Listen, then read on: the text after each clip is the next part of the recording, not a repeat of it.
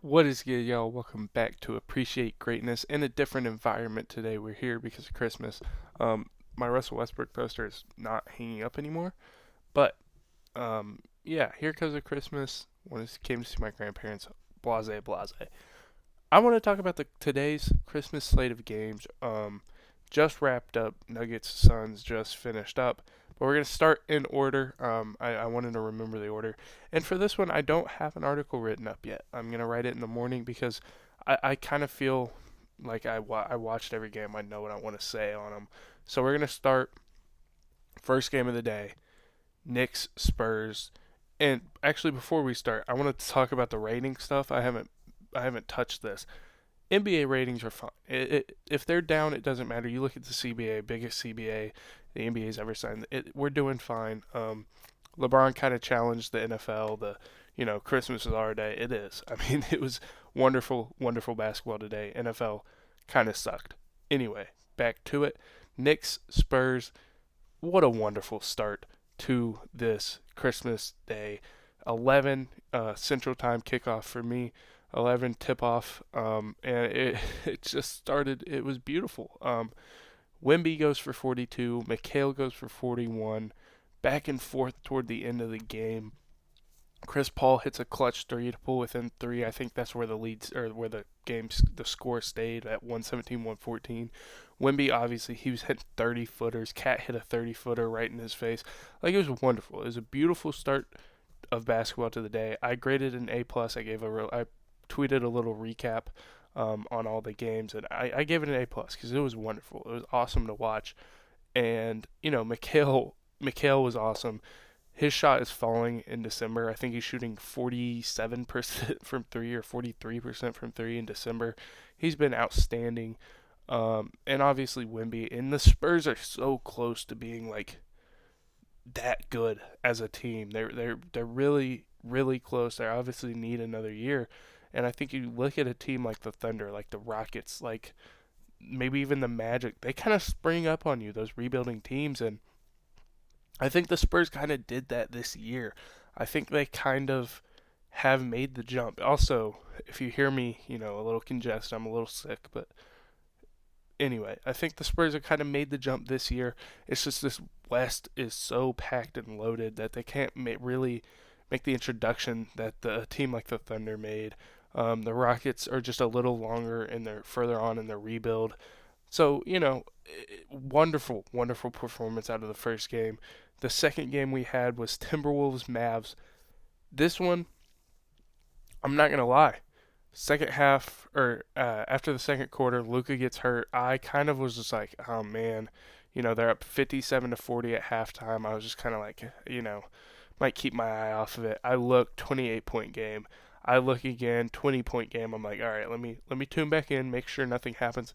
Something happened. Kyrie put the team on his back and carried them all the way to within two toward the end of the game. They just couldn't pull any closer. I even tweeted when Kyrie shot that fadeaway three, which I'll talk about that later.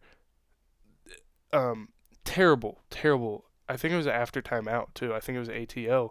Just awful.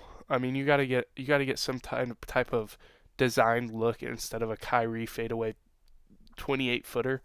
I don't like the draw up from Jason Kidd, and he's never been great at that. He's a good coach, don't get me wrong. He's never been great at those after timeout situations where his team needs a bucket. He's not great at drawing something up. He's not a magician with the whiteboard. Um, but I tweeted I thought it was falling. It's Kyrie. He's having this type of game on Christmas. Thought it was falling. Didn't which was I mean I don't think it's bad for the NBA. Ant was awesome, and he kind of was the Santa Claus. Like he was the center of Christmas, other than KD, Steph, and LeBron, because those three are on a different stratosphere. But Ant is the future, and him being kind of the center of the young like Christmas. In 2-3 years, it's gonna be him and Wimby, and I think they had great performances. Um, for the Mavericks, you lose your best player for quite some time. It seems like it's a calf strain, so he's probably out. I would say 4 to 6. That's my uneducated opinion or thoughts on it. I have no clue what's going on. I couldn't tell you a single thing.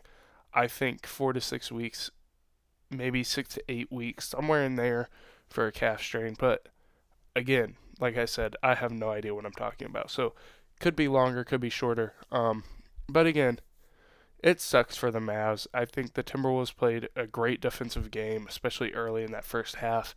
Um, some of it was, hey, the Mavs can't get going. A lot of it was Rudy Gobert. Offensively, also, he had that one weird play where he had a beautiful, like, he got a loose ball, hit a drop step, then shot like a left-handed floater that missed everything but the backboard. And he was getting clowned for that. But you looked at his stats. I think he had 8 and 8 at halftime on 4 for 5 shooting, and he's just a deterrent in the paint. And no matter how much players and fans hate on him, he's a good player. He's a great defender. So he was doing fantastic defensively. Really anchored this Timberwolves defense tonight, and it was a great game from the Wolves. The next game we have was my personal favorite, I think. Sixers. It was my second favorite, maybe third. I liked the Knicks game a lot. I think Knicks was my first.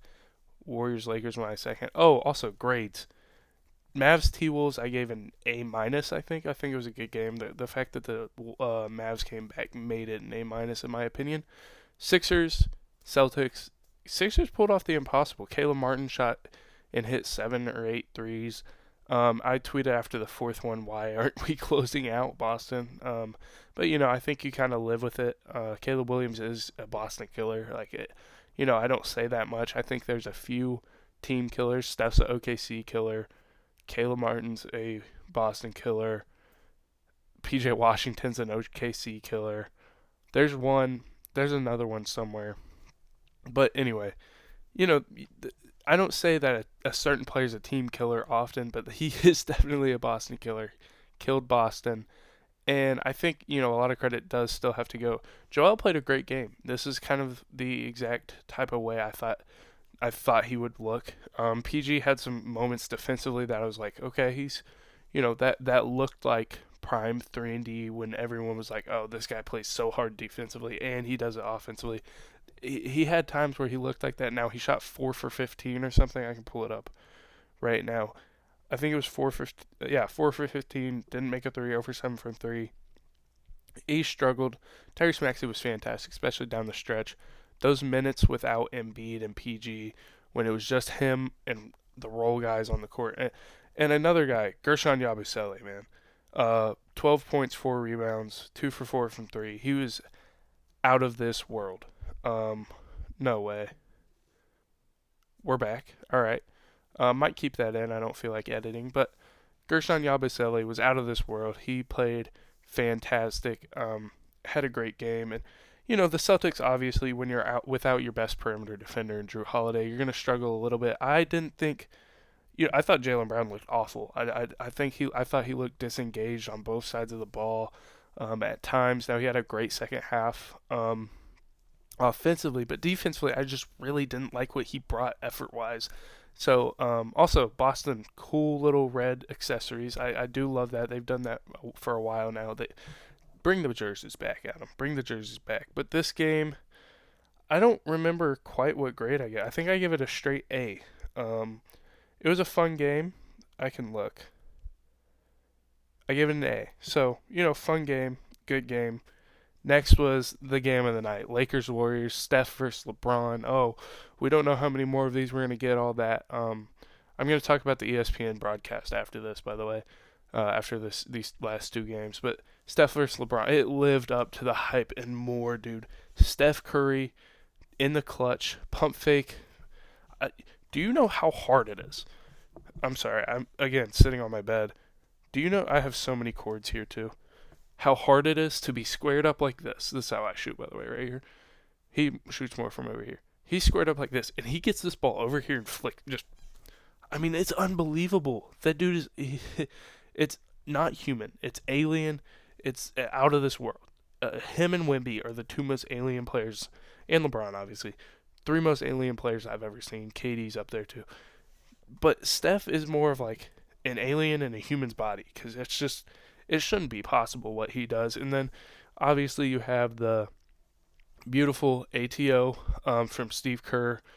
you know the ball was going to Steph. Steph's wide open now. He's 32 feet out, but it's a layup for him. He set his feet. It's what a normal catch and shoot shot is for an average NBA player. That was what that was for Steph.